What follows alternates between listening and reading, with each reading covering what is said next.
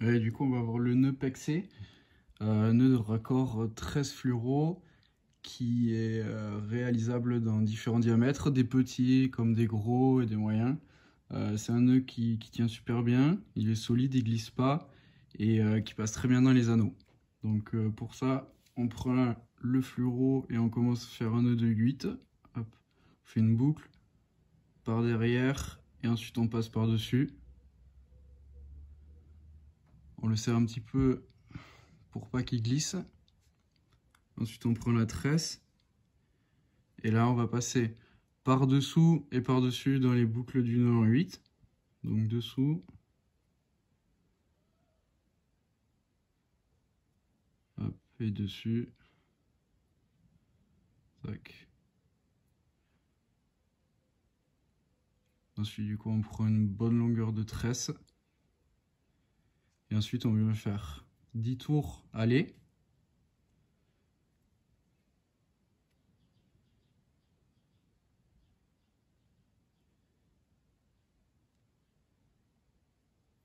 « 8, 9, 10. Hop. Et ensuite 10 tours, 10 tours autour.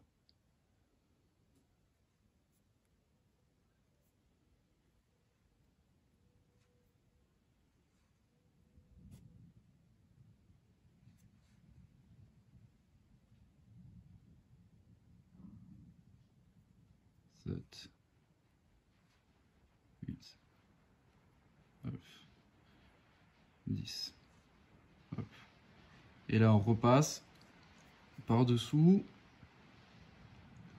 et par-dessus, sens contraire. Hop. Là, du coup, on a le nœud qui est fait. Et on va d'abord serrer le fluoro, le nœud en 8, hop, on le serre, bien comme il faut.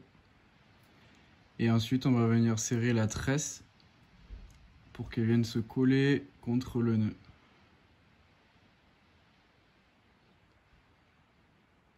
Voilà. Et on serre bien.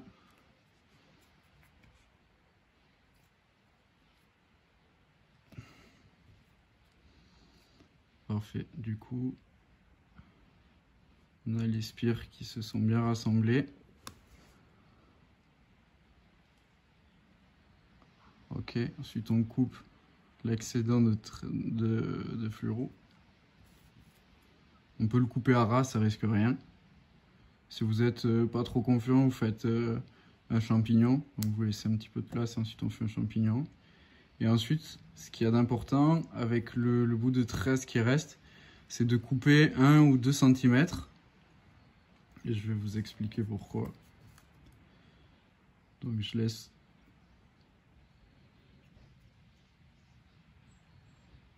Hop. Je laisse une petite longueur de tresse.